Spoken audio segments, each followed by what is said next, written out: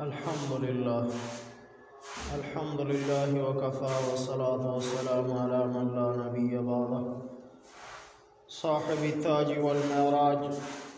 سيد الإنس والجنات محبوب رب الأرض والسماوات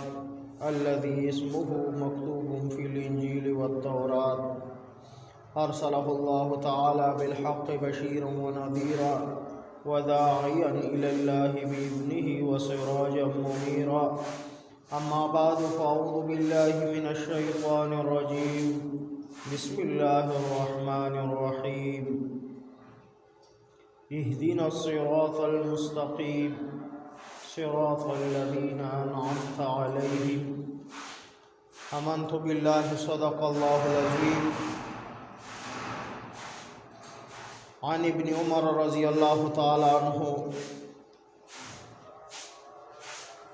قال يقول إن رجل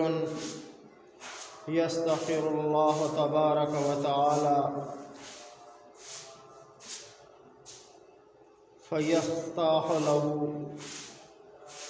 فيستحث على ربه عز وجل فليبث أن ينظر فيه العاقبة فإذا هو خير له أو كما قال عليه الصلاة والسلام إن الله وملائكته يصلون على النبي يا أيها الذين آمنوا صلوا عليه وسلموا تسليما اللهم صل على محمد النبي الأمي وعلى آله وسلم تسليما كثيرا كثيرا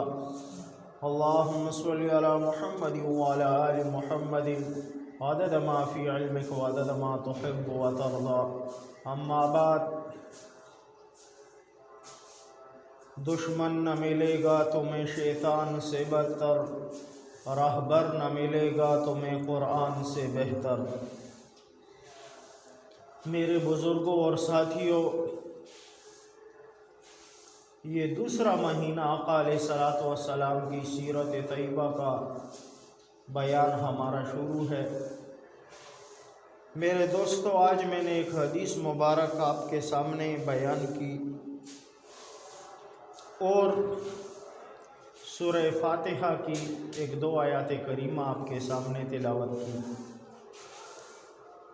میرے دوستو، سورہ فاتحہ ایک مستقل دعا ہے اور اللہ جل جلالہ سے ہدایت کی طلب ہے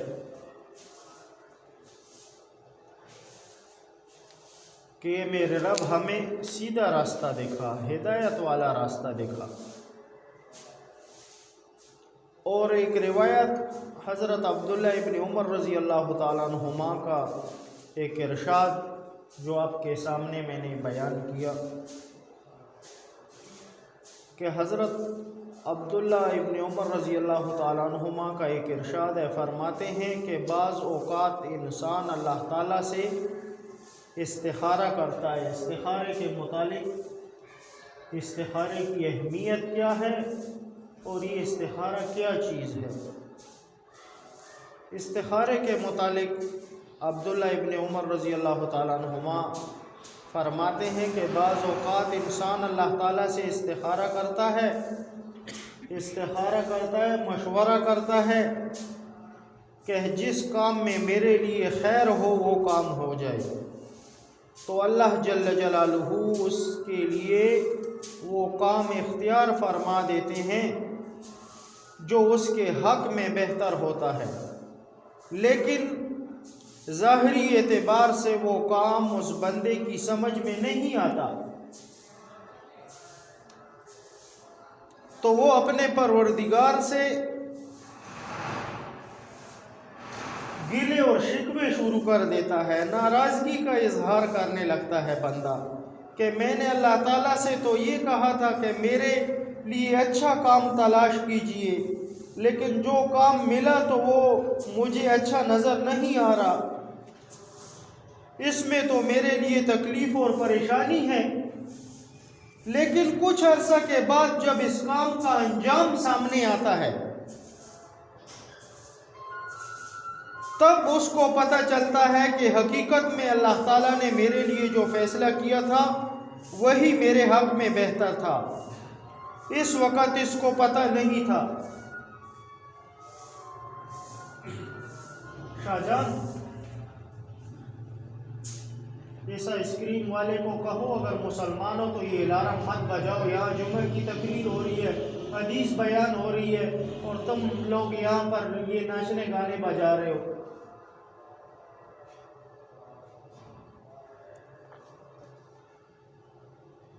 کیسی مخلوق پیدا ہو گئی ہے، اپنے رزق کو خود حرام کر رہی۔ یہ پورا دن اب اس گاڑی کو گھمائے گا، لیکن اس میں گانا لگا ہوا ہے، ایک الارم اور میوزک لگا ہوا، اس کی وجہ سے اس کا رزق حرام ہے۔ یہود مسلمانوں کے لیے کوئی اچھے فیصلے تھوڑی کرتے ہیں۔ اب یہ غریب تھا جو اپنے لیے آئس کریم یا دانے بیچ رہا تھا، اس کی گاڑی میں بھی اس نے یہ گانے والی ٹیون لگا دی کہ اس کا رزق بھی حرام ہو جائے۔ مسلمان اپنا دشمن خود بنا ہوا۔ بار کیف جو بات میں کر رہا تھا استخارے کے متعلق، کہ بعض ایک وقت انسان کو یہ لگتا ہے استخارہ کر لیتا ہے، لیکن بندہ یہ سوچتا ہے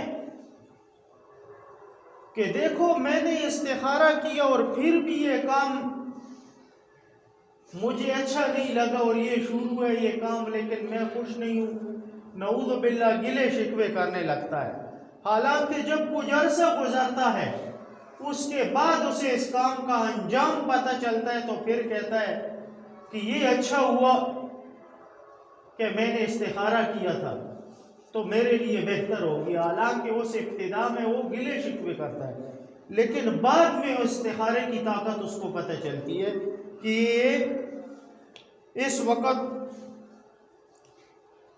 تو بہتر نہیں تھا، لیکن اب میرے سامنے اس کا نتیجہ آیا ہے کہ یہ تو میرے لیے بہت زیادہ بہتر ہے۔ اور یہ سمجھ رہا تھا، یہ شخص سمجھ رہا تھا کہ میرے ساتھ زیادتی اور ظلم ہوا ہے، نعوذ باللہ، اور اللہ تعالیٰ کے فیصلے کا صحیح ہونا بعض اوقات دنیا میں ظاہر بھی دنیا کے لیے نہیں ہوتا، لیکن آخرت کے لیے ظاہر ہو جاتا ہے۔ وہ فیصلہ استخارے کا جو ہوتا ہے وہ انسان کی آخرت کے لیے بہتر ہوتا ہے۔ تو اس روایت میں چند باتیں قابل ذکر ہیں کہ ان کو سمجھنا چاہیے۔ پہلی بات یہ ہے کہ جب کوئی بندہ اللہ تعالیٰ سے استخارہ کرتا ہے تو اللہ تعالیٰ اس کے لیے خیر کا فیصلہ فرما دیتے ہیں۔ استخارہ کسے کہتے ہیں، اس بارے میں لوگوں کے درمیان طرح طرح کی غلط فہمیاں بھی پائی جاتی ہیں لوگوں میں۔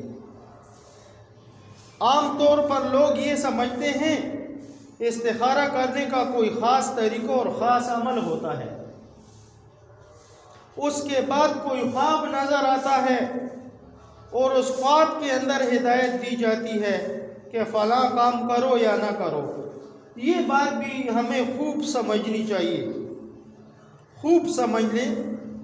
کہ حضور اقدس صلی اللہ علیہ وآلہ وسلم سے استخارے کا جو مسنون طریقہ ثابت ہے، جو آقا علیہ الصلوۃ والسلام سے ثابت ہے، اس میں اس قسم کی کوئی بات نہیں ہے کہ بندے کو خواب آئے گا اور بندے کو سونا چاہیے خواہ،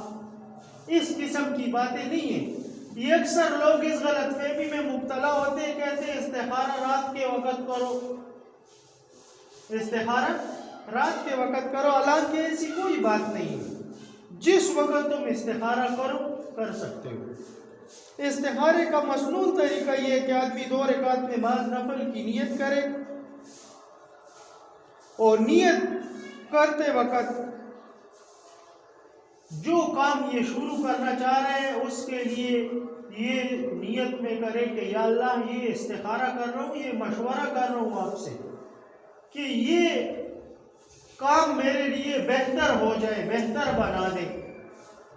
یا میرے پاس 2 راستے ہیں، ایک یہ کام ہے اور ایک وہ کام ہے، دونوں میں سے میرے لیے ایک بہتر ہو جائے، اور یا اللہ میرے حق میں فیصلہ فرما دے۔ یہ نیت ہے استخارے کی۔ جب 2 رکعت نماز نفل پڑھیے اور نماز کے بعد استخارہ کی وہ مسنون دعا پڑھیے جو حضور اقدس صلی اللہ علیہ وآلہ وسلم نے تلقین فرمائی ہے۔ یہ بڑی عجیب دعا ہے، پیغمبر ہی یہ دعا مانگ سکتا ہے اور کسی کے بس کی بات بھی نہیں ہے۔ اگر انسان ایڑی چوٹی کا زور لگا لیتا تو بھی ایسی دعا نہیں مانگ سکتا جو نبی کریم صلی اللہ علیہ وآلہ وسلم نے مانگی ہے، اور تلقین فرمائی کہ جو استخارہ کرے تو یہ دعا پڑھے، اللہم انی استخیرک بعملک واستقدرک بقدرتک واسألک من فضلک العظیم فإنک تقدیر ولا اقدر وتعلم ولا اعلم وانت العلام الغیوب اللہم ان کنتم تعلم ان هذا الامر خیر لی فی دینی ومعاشی وعاقبت امری او قال فی عاجل امری واجلہ فیسر لی ثم قدرتک لی فیہ وان کنت تعلم ان هذا الامر شر لی فی دینی ومعاشی وعاقبت امری او قال فی عاجل امری واجلہ فصرفه عنی وصرفنی عنہ واقدر لی خیر حیث کان ثم ارضنی ربی۔ اے میرے اللہ، میں آپ کا واسطہ دے کر آپ سے خیر طلب کر رہا ہوں، آپ کے علم کا واسطہ دے کر آپ سے خیر طلب کر رہا ہوں، اور آپ کی قدرت کا واسطہ دے کر آپ سے اچھائی پر قدرت طلب کرتا ہوں۔ آپ غیب کو جاننے والے ہیں، اے اللہ آپ علم رکھتے ہیں، میں علم نہیں رکھتا، یعنی یہ معاملہ میرے حق میں بہتر ہے یا نہیں ہے، اس کا علم آپ کو ہی ہے، مجھے نہیں، اور آپ قدرت رکھتے ہیں اور میرے اندر قدرت نہیں ہے۔ یا اللہ،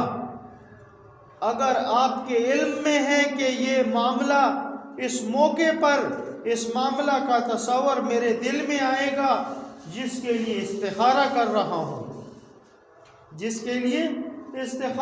رہا ہوں، میرے حق میں بہتر ہے، میرے دین کے لیے بھی بہتر ہے، میری معاش اور دنیا کے اعتبار سے بھی بہتر ہے، اور انجام کار کے اعتبار سے بھی بہتر ہے، تو اس کو میرے لیے مقتدر فرما دیجئے اور اس کو میرے لیے آسان فرما دیجئے اور اس میں میرے لیے برکت پیدا فرما دیجئے۔ اور اگر آپ کے علم میں یہ بات ہے کہ یہ معاملہ میرے حق میں برا ہے، میرے دین کے حق میں برا ہے اور میری دنیا اور معاش کے حق میں برا ہے، یا میرے انجام کار کے اعتبار سے برا ہے، تو اس کام کو مجھ سے پھیر دیجئے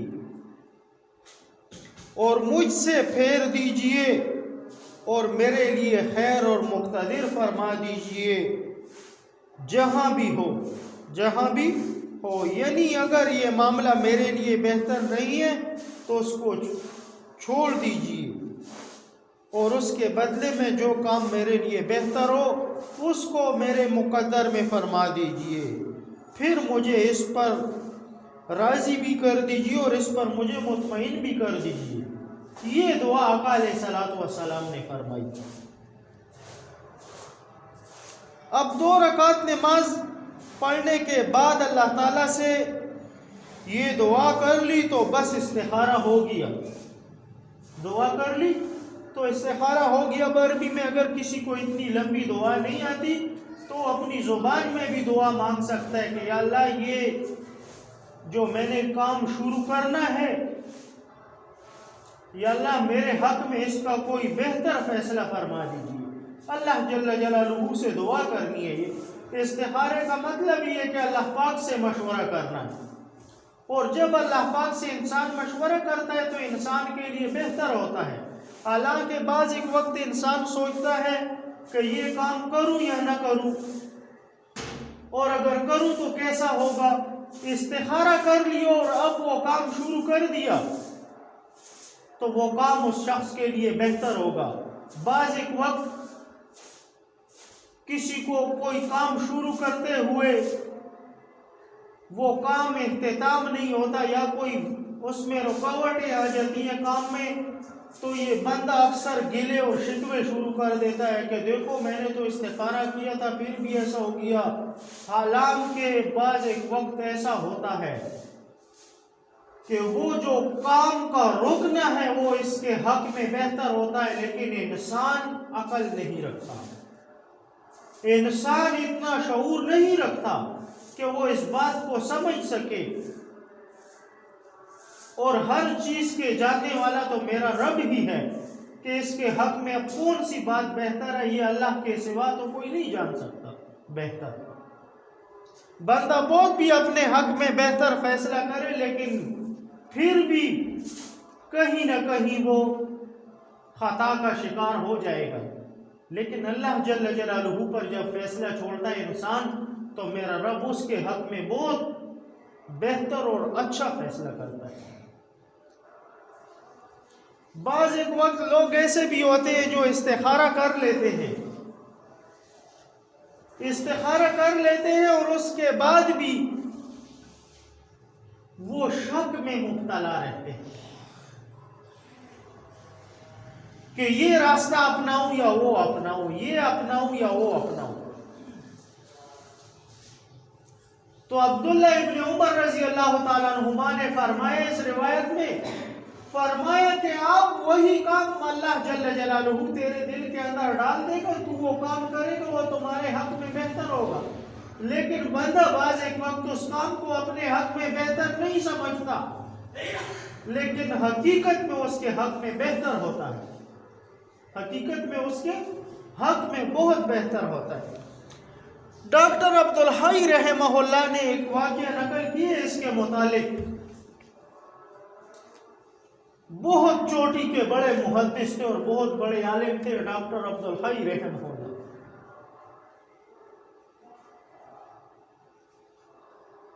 فرماتے ہیں کہ موسیٰ علیہ السلام اللہ جل جلالہ سے ہم کلام ہونے کے لیے کوہ طور کی طرف روانہ تھے۔ راستے میں ایک شخص نے ان سے کہا کہ اے موسیٰ تم کہاں جا رہے ہو؟ تو انہوں نے کہا کہ جانو اپنے رب سے ہم کلام ہونے کے لیے۔ تو شخص نے کہا تم کتنے خوش نصیب ہو، دیکھو اللہ جل جلالہ نے تم پر کتنا فضل فرمایا، تم کو کتنی بڑی فضیلت اور شرف حاصل ہے کہ تم کوہ طور پر جاتے ہو اور اللہ جل جلالہ سے ہم کلام ہوتے ہو، تمہیں کتنا بڑا شرف حاصل ہے۔ وہ شخص نے کہا موسیٰ علیہ السلام سے کہ تم تو جا رہے ہو لیکن وہاں جاتے ہی میرے لیے بھی تھوڑی دعا کرنا اللہ جل جلالہ سے کہ بہت فقر ہے، بہت فاقے ہے، بہت فقیر اور مسکین ہوں، بہت دکھوں کا شکار ہوں، تکلیفوں کا شکار ہوں، کہ میرے حق میں کوئی بہتر ہو جائے، میرا یہ فقر اور فاقہ دور ہو جائے، میرے لیے بھی تھوڑی دعا کرنا۔ موسیٰ علیہ السلام نے ان سے فرمایا کہ بہت اچھی بات ہے، جاؤں گا تو آپ کے لیے دعا کروں گا۔ جب کوہ طور پر گئے، کوہ طور پر پہنچے اور اللہ جل جلالہ سے ہم کلام ہوئے،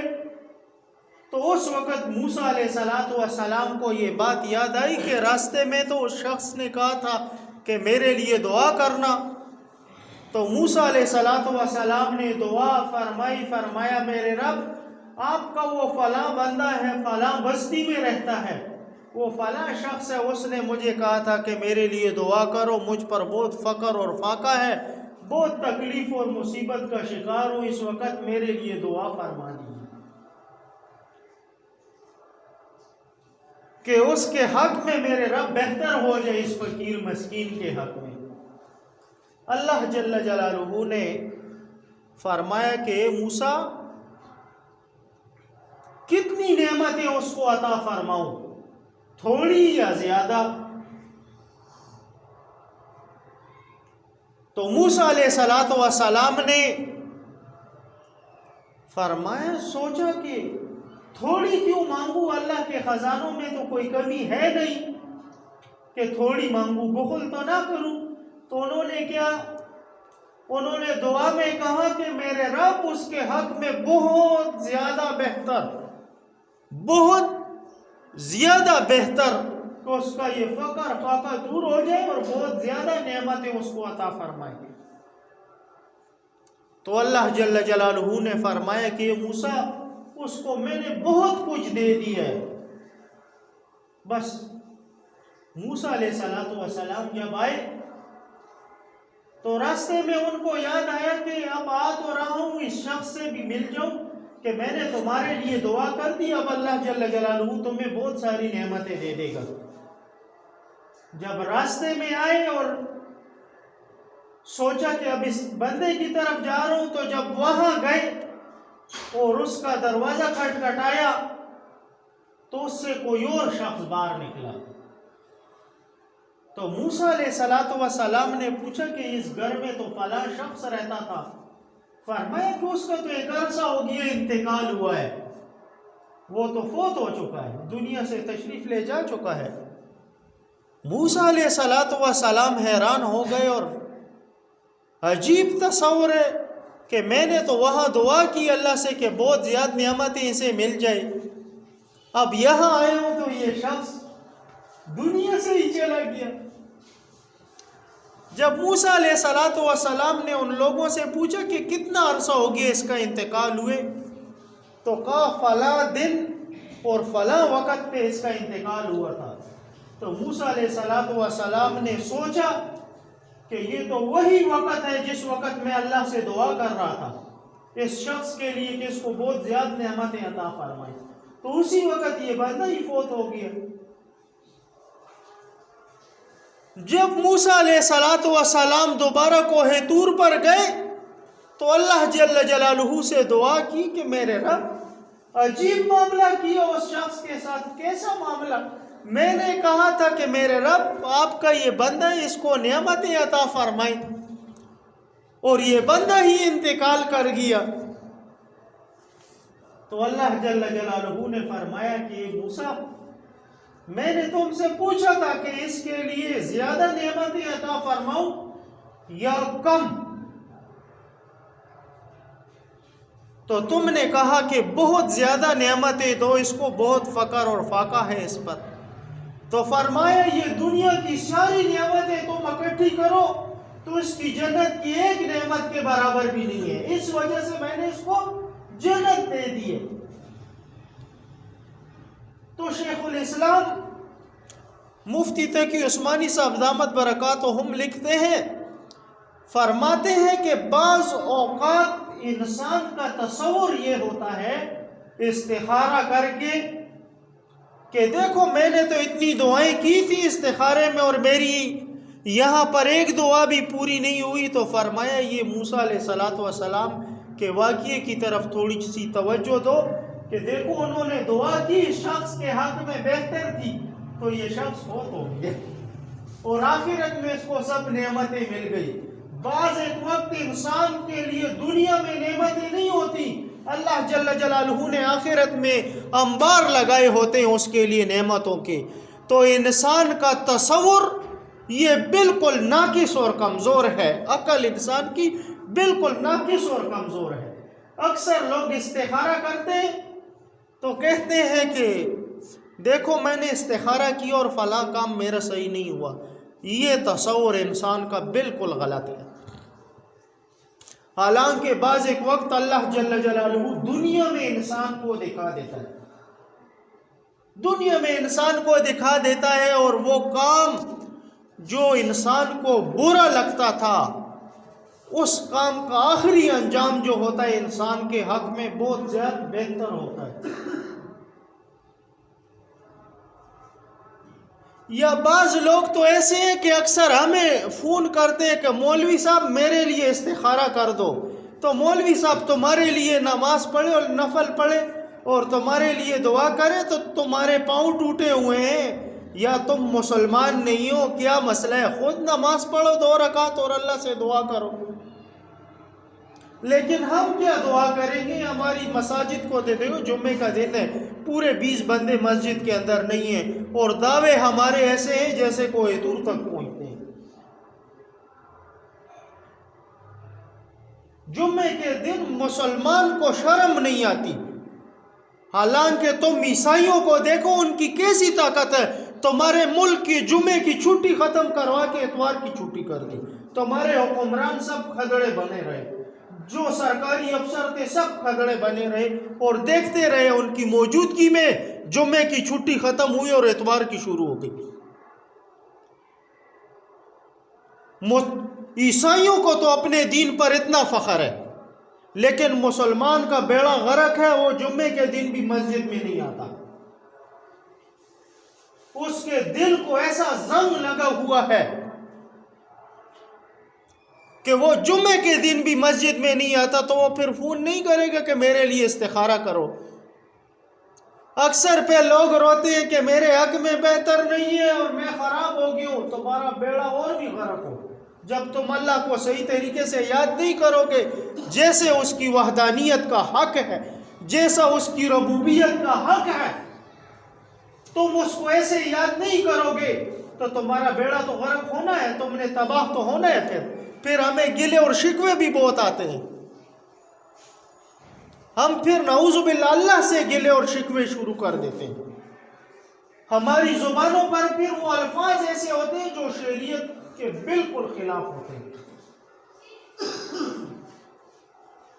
لیکن مسلمان تو وہ ہے کہ اگر اس کے سر میں بھی درد ہو اور اس کے گردے اور دل بھی ختم ہو تب بھی کہے میرا رب تیرا شکر ہے، پتہ نہیں کہ یہ نہ ہوتا تو مجھ سے کیا بن جاتا۔ لیکن الٹا ہم نے اللہ جل جلالہ سے گلے اور شکوے شروع کیے ہوتے۔ انسان کو وہ گلے اور شکوے تو نظر آتے ہیں، لیکن اپنے رب کی نعمتوں کا شکر نظر نہیں آتا، رب کی نعمتوں کا شکر نہیں ہے، صرف گلے اور شکوے۔ بعض ہمارے بھائی تو ایسے ہیں کہ جمعے کے دن بھی وہ آتے ہیں، ان کے سر ننگے، سروں پر ٹوپی نہیں، بس صرف آتے ہیں اور ٹائم پاس کے لیے اللہ اکبر اللہ اکبر اللہ اکبر اور گیا۔ اور نیت کیا ہے؟ نیت یہ ہے کہ بس مجھے یا اللہ کچھ بھی نہ دینا، ایسے غرق اچھا، ایسے یہود اور نصارہ کا محتاج اچھا ہوں، نعوذ باللہ۔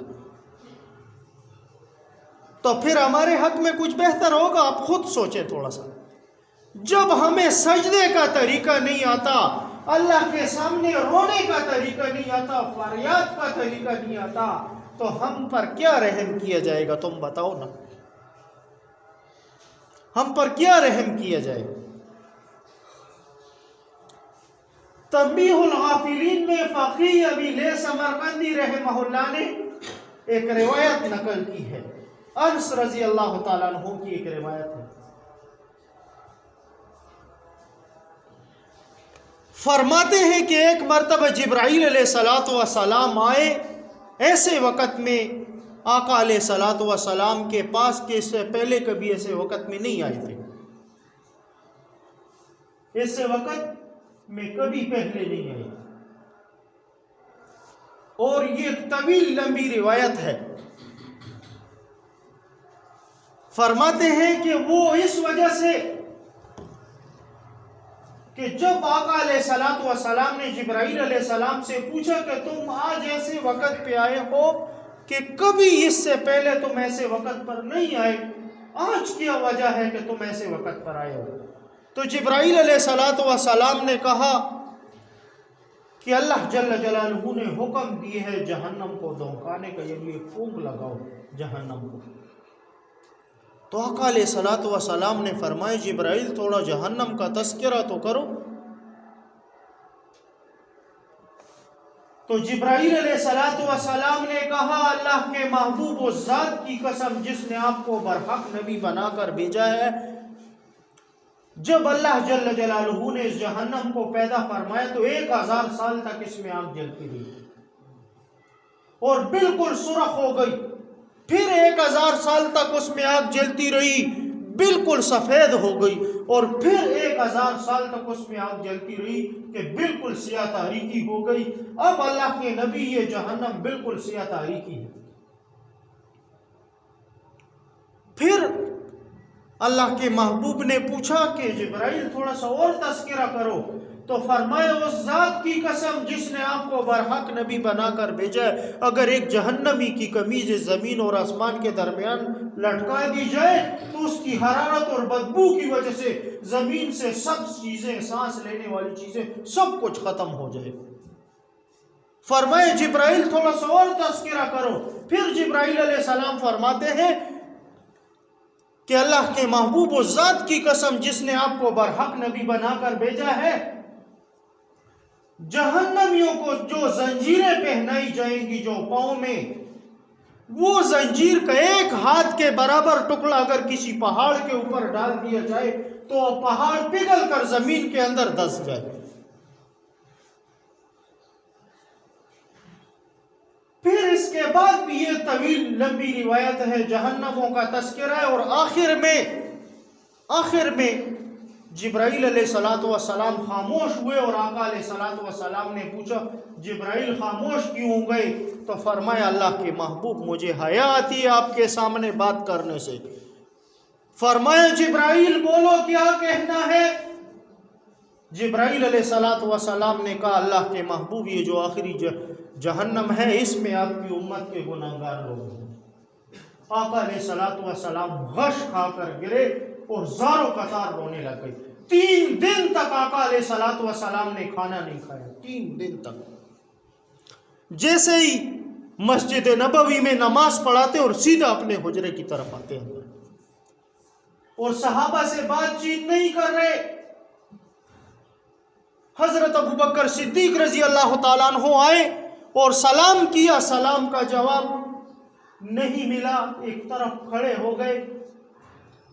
آقا علیہ الصلوۃ والسلام کے گھر کے قریب اور زاروں قطار رونے لگے۔ اس کے بعد سلمان فارسی رضی اللہ تعالیٰ عنہ آئے، انہوں نے سلام کیا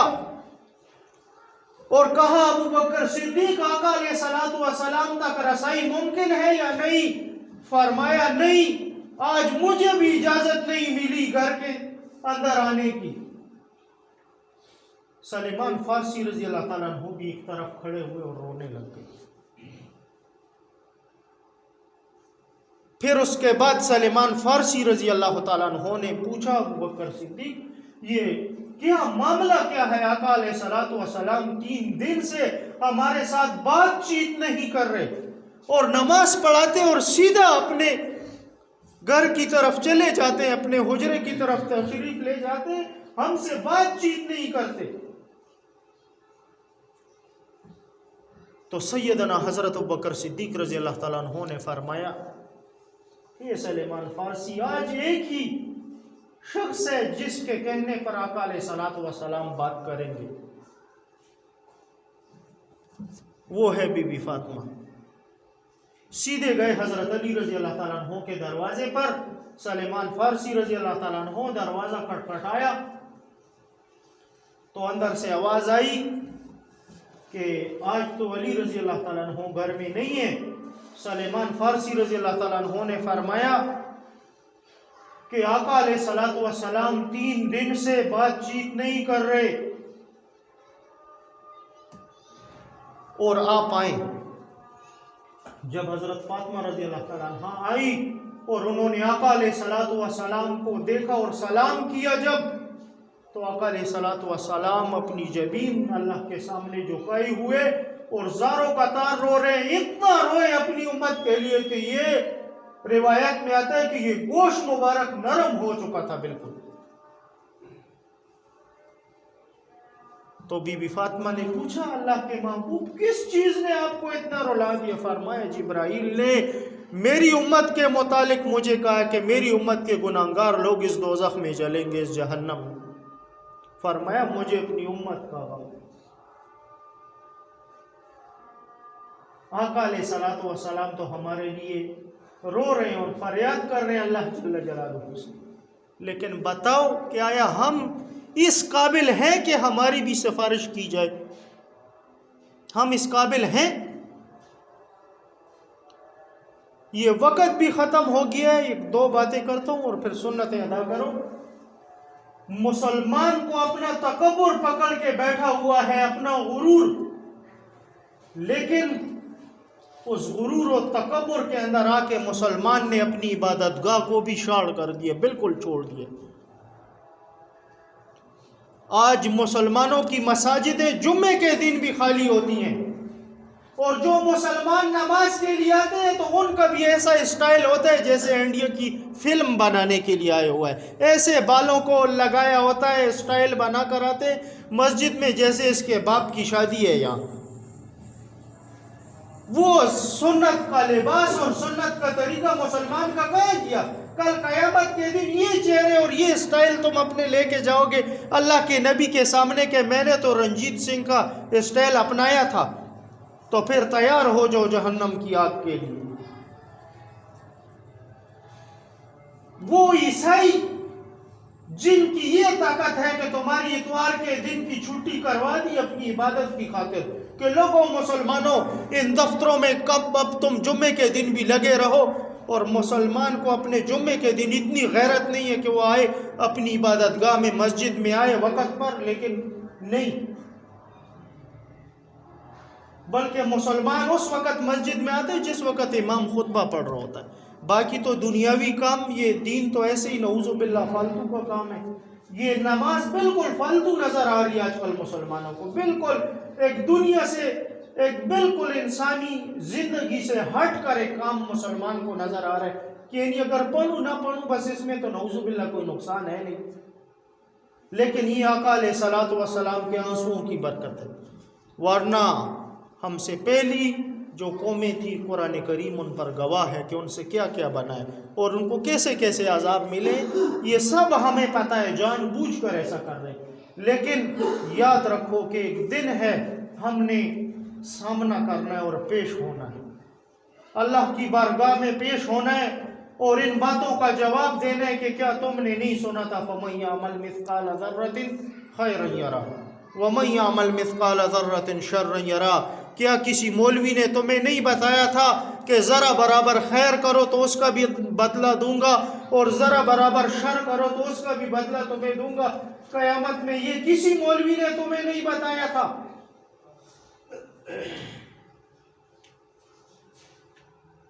میرے دوستوں اور بھائیوں، وقت ختم ہے، انشاءاللہ اگلے جمعے پر استخارے کی جو باتیں باقی ہیں انشاءاللہ اگلے جمعے پہ کریں گے، لیکن خدا را